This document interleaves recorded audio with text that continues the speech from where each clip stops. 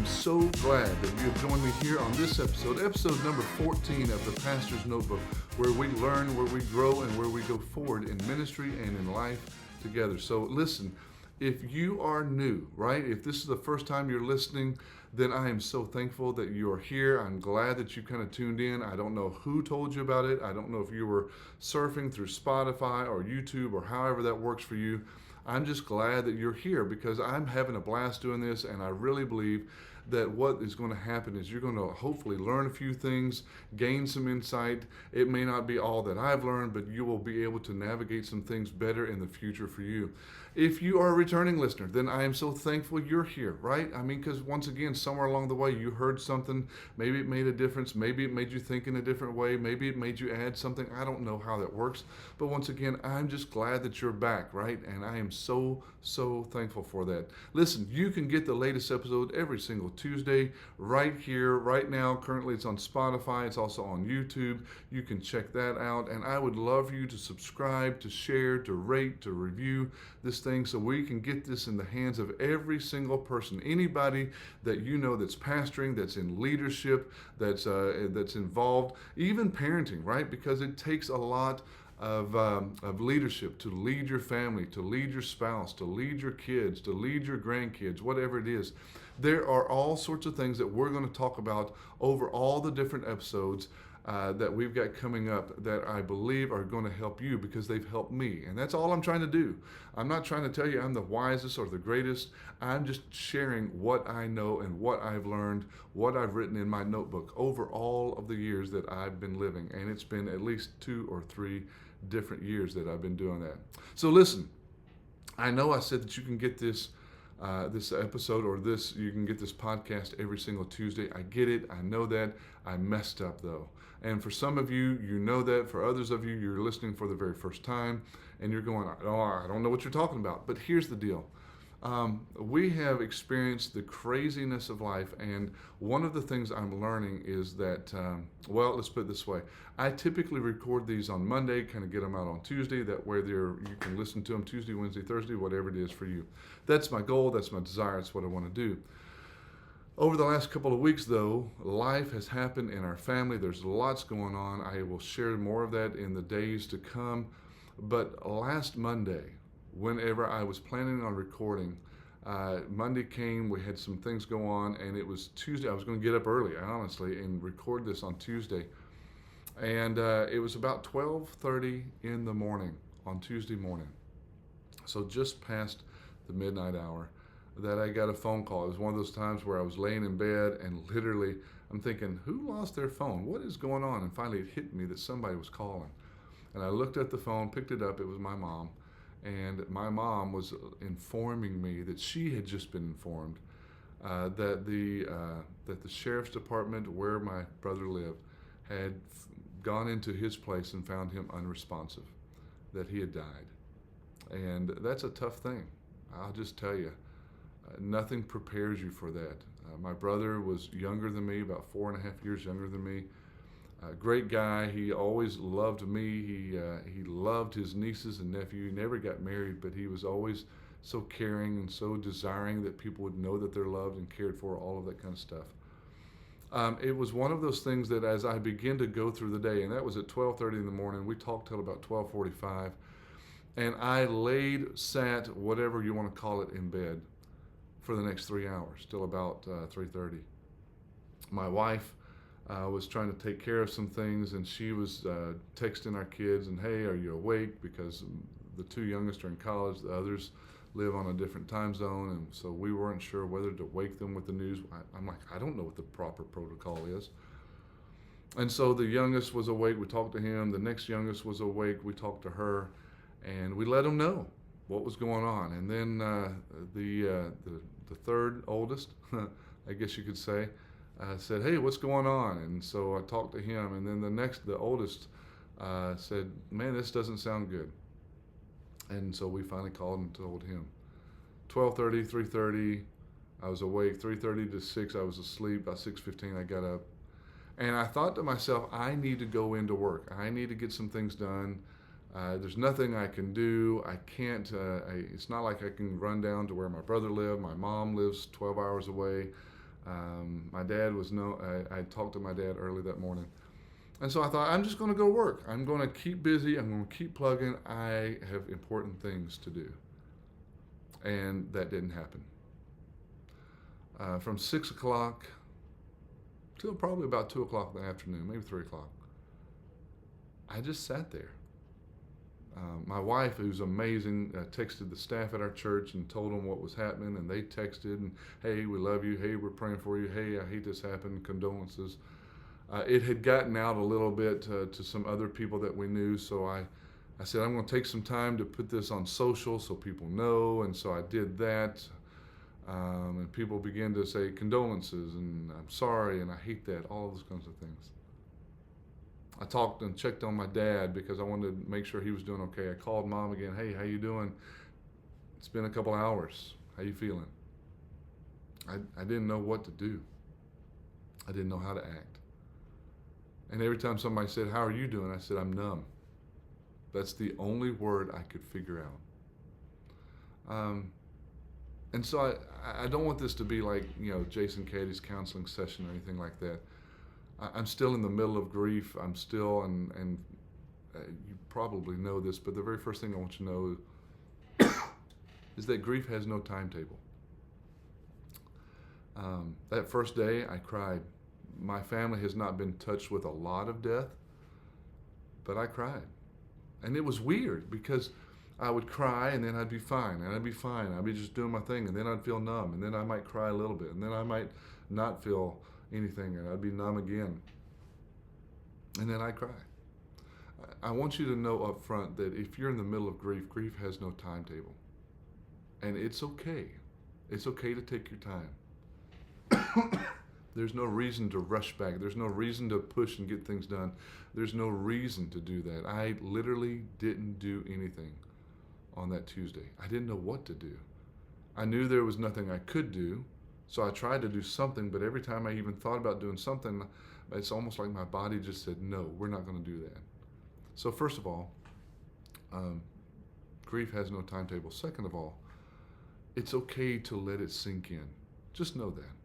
Let those feelings and those emotions, and I'm telling you that as someone who's probably not the best at it, but I'm learning, obviously, in the last week to really do this. Let those feelings and those emotions come. Crying is okay.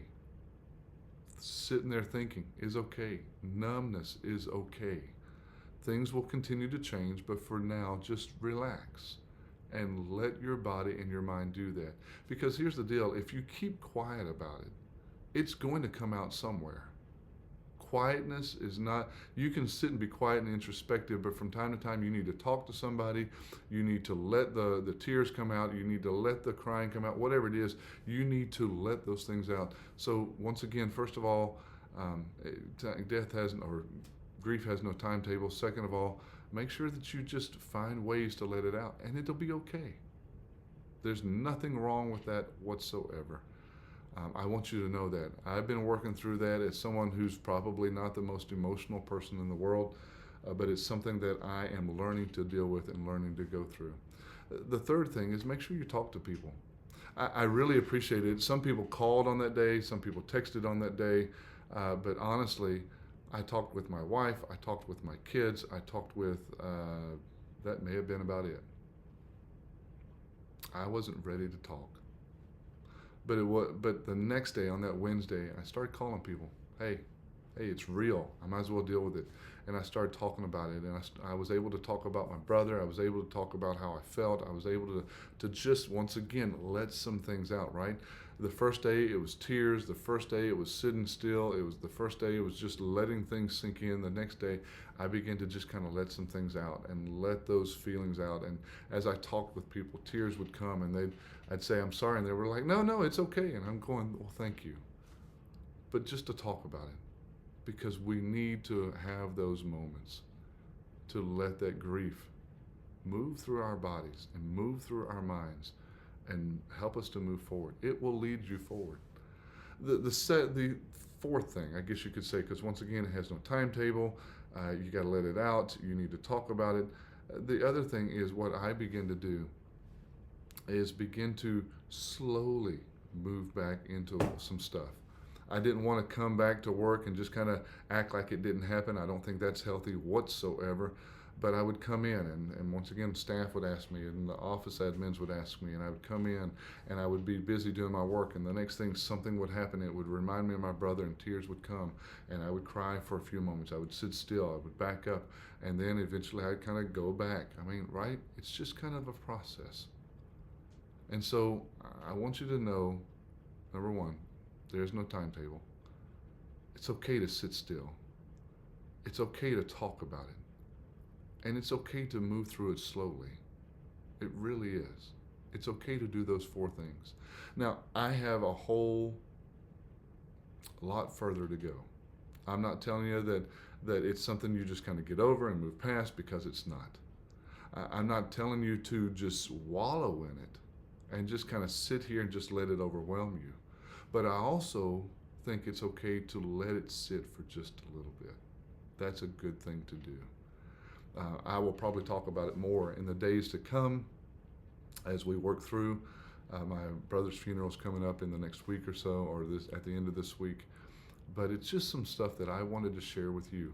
I don't know what kind of grief you go with. I had one of my friends text me. He said, "Jason, you're always helping other people. How do I help you?" And I have to admit, I wasn't ready for that question. I still don't know how people can help, other than pray, other than tell me they're praying for me and they're loving me, whatever, however that works. It's just going to be a process. And I'm going to encourage you, if you know somebody, give them some space. Actually, my friend who is going through some similar stuff in life right now had his mom pass away, put his mom in hospice, and within the day, his mom had passed away. And so I gave him space, texted him on the first day, and the second day called him, said, "Hey, let's just talk." And we talked about mom, we talked about our brother, we talked about life, we laughed at some things, and then we circled back around and talked about mom for just a little bit. Those are processes that we've got to work through. But once again, number one, grief has no timetable. Number two, sit in it for a little bit. Number three, talk about it. Number four, it's okay to move through this thing very slowly. And I tell you that once again because I'm nowhere near the end of it. I don't even know that there is an end to grief. Tina and I had a friend of ours that gave us a gift this past Sunday, and it was some wind chimes, and it was meant for those who've lost people. Had a nice little saying on it, all that kind of stuff. But we've already hung the wind chimes, and it's been a little windy outside. And it's just kind of nice to be able to hear that and remember, and to sit just a little bit. So for those of you in the middle of it, please let me tell you, and I want you to hear that I'm praying for you. I feel what you're feeling. It may not be exactly the same, but I get it and I understand it. The second thing that I want you to know, if you know somebody that's going through it, give them some space. Because what they're doing, there's no timetable. They're going to sit in it for a little bit. They're going to talk it out a little bit, and then they're going to have to work through it slowly. But be there for them. In fact, I would tell you one of the greatest things you can do is just be there. You don't even have to say nothing. If they say something, respond. But if they don't say anything, if you're able to, just sit with them. Call them on the phone. "Hey, how you doing?" And just let it be. Hey, we don't even have to talk that much. We can just let it go. Whatever it is. Because grief is a difficult process. Something that at some point we'll probably all go through. But something that we can go through with the grace of God and with friends by our side. We can experience the goodness and the grace of our Heavenly Father who will lead us forward. Hey, that's episode 14. I'm so glad that you turned into the Pastor's Notebook. Typically I talk about leadership stuff, but this is a personal thing. This is something to help you and so that you can help others. If you need to help others, great. If this is for you, then I'm hoping this helped you as well. I really do hope this episode has given you some perspective on life, on maybe it's ministry, on pastoring, on leadership, or whatever it may be. And I pray that it causes you to grow and really give some steps forward for the sake of your walk in leadership, your walk with your family, your walk in your life, whatever it may be. Remember that the next episode will come out next Tuesday. It's on Spotify. You can catch it on YouTube and maybe some other areas. But please, whatever you do, make sure you subscribe, share, rate, and review this thing, because you probably know somebody who's walking through grief. You probably know somebody who's struggling right now, and maybe it's going to take time. Maybe they just need to sit for a while. Maybe they need to talk about it, or maybe they're beginning to work through it slowly. And so this is an opportunity for you to allow them and help them and walk beside them. Not telling them how to do it, but just saying, I got you. I'm with you. I see you. I know you. All right? So listen, my name is Jason Caddy, and I am just glad to be a part of it all. And never, ever, ever forget, you